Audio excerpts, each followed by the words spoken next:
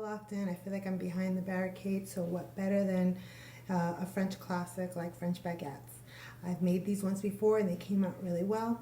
Usually when I make something the first time I have pretty good luck, and then my second time I tend to botch it up, so hopefully this video will keep me honest. I started by already measuring some things out, so let's look at what the ingredients are. Here we have 500 grams, which is about 4 cups of strong flour, meaning bread flour, and I've also measured out 10 grams of fast-acting yeast and 10 grams of salt.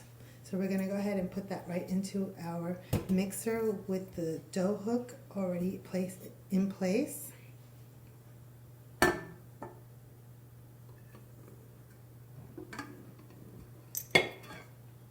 That's one. Now when you're putting in yeast and salt, you don't want them to touch. You want them separated because if not, they're going to deactivate one another. So you put one on one side of the bowl and the other on the other side of the bowl. So I'm going to put them separated, one on the left and then one on the right.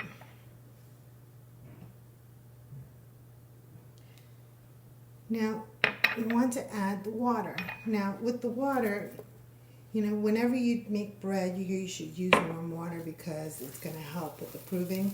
But when I watched this recipe with Paul Hollywood, he said that it's better to use cool water because the longer it takes to proof, the better the bread will taste. So that last time I also used cool water and they came out really great.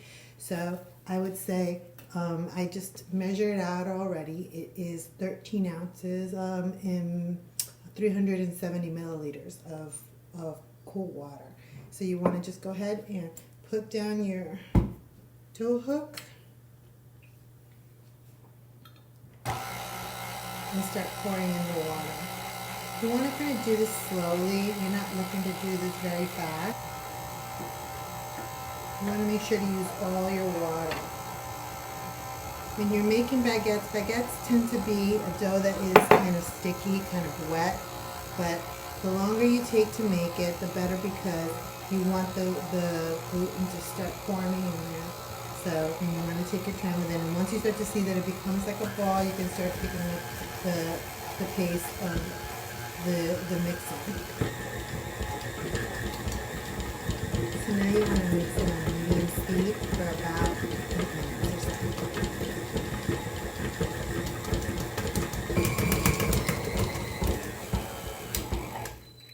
So once it's nice and glossy and it's all mixed together, you want to go ahead and pull it out from the hook. I like to let it just try to fall off as much as possible because you don't want to pull out all the air from the dough. So just gently push it down off the hook.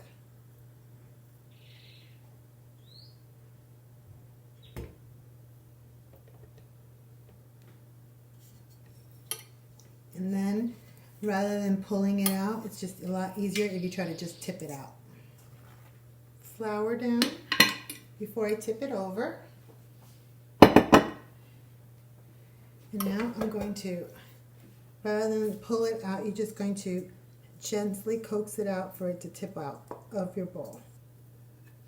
So when you're making baguettes, it's a pretty sticky type of dough.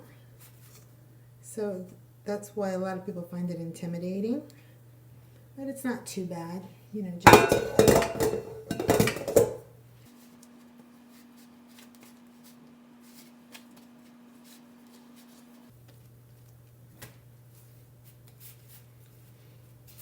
so now you've done some kneading in the bowl with the hook, some kneading by hand.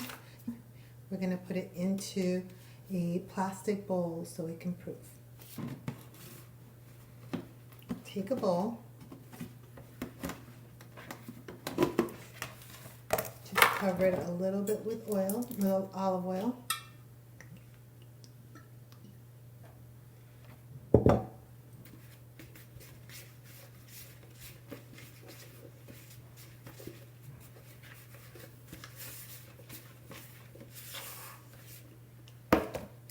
And take your dough, put it in there, just roll it around once so it gets kind of covered all in the oil.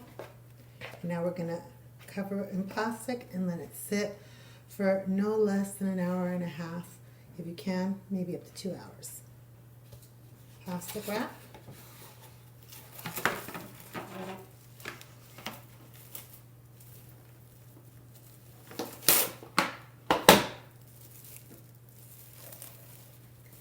And then after it's covered in plastic wrap, just let it sit for approximately 2 hours.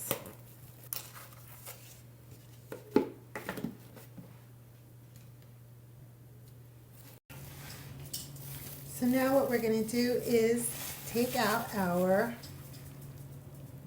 risen dough.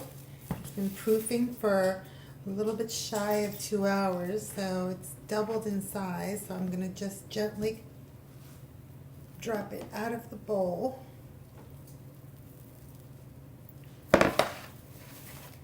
You don't want to take out all of the air from it.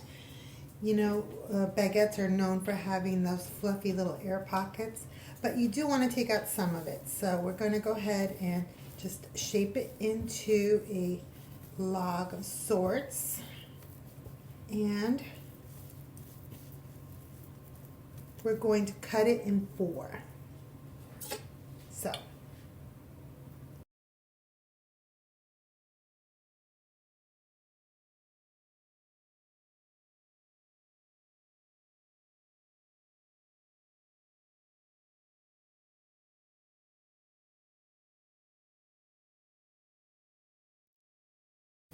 One by one, start to knead some of the air out of it by stretching it into the shape of a baguette.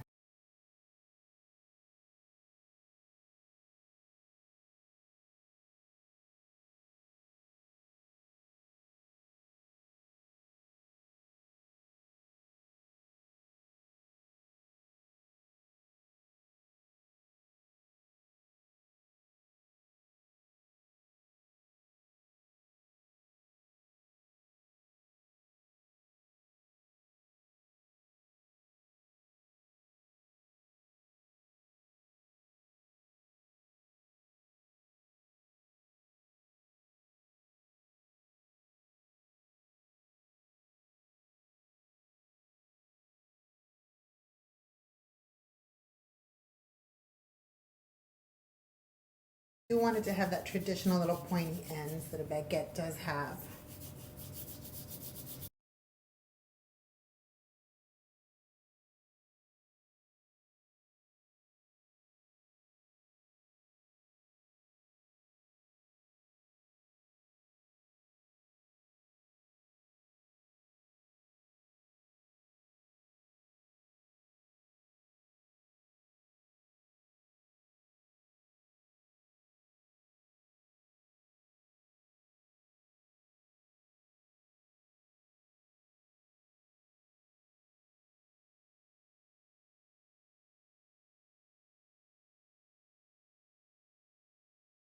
So what you can see here is this is napkins that I've used sort of as a couche. A couche is supposed to be something that is a cloth that is going to allow the bread to rise upward as opposed to outward. And so we're going to lay all 4 in these little channels that I've created. I create almost like speed bumps. And I'll give you a nice view of it once they're all put down. So just to show you one more time, I put them in between the speed bumps, and that way they don't rise outward but rather upward. And once those are all in there, and I'm going to just show you there, right?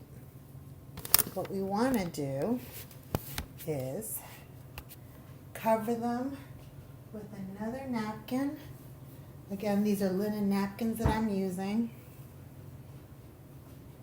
And let them sit for another hour.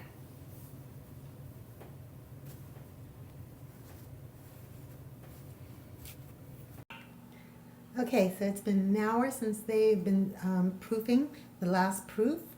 We can uncover them and take these off. And the last step that we're going to do before putting those in the oven is going to be to cut 4 slashes on each of the 4 loaves, so it has that distinctive look of a baguette. So you want to go a little bit deep, but not too deep. But just 4 slashes in about a 45-degree angle with a sharp knife.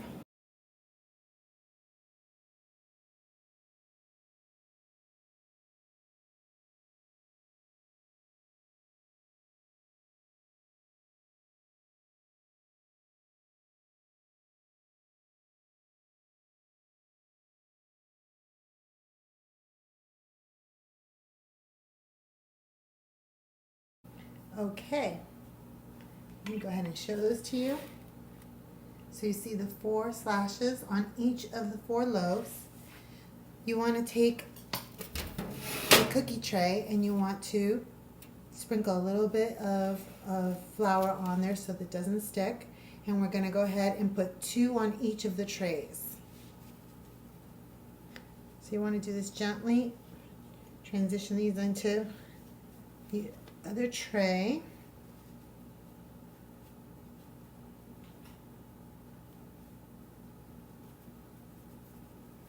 As you can see, they doubled in size.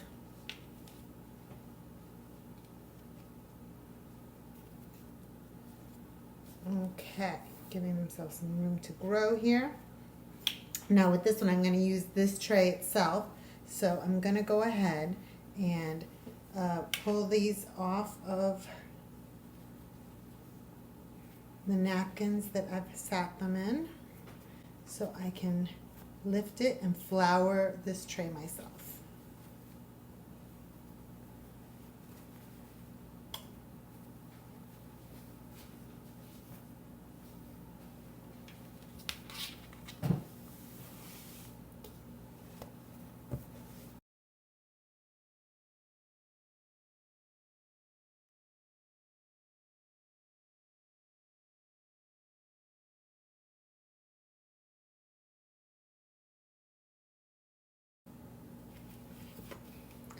We're all ready to go.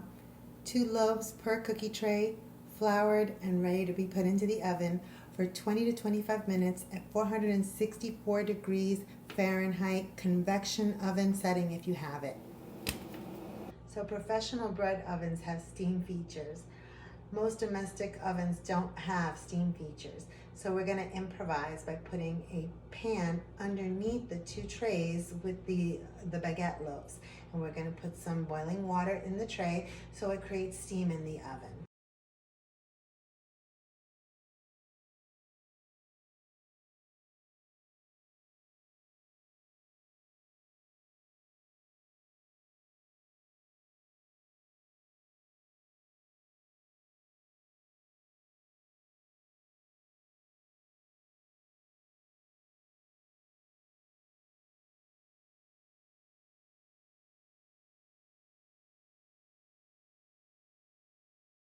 Just going to set a timer there for 20 minutes and I'll check it at the 20-minute mark and leave ourselves an extra 5 minutes if we need it.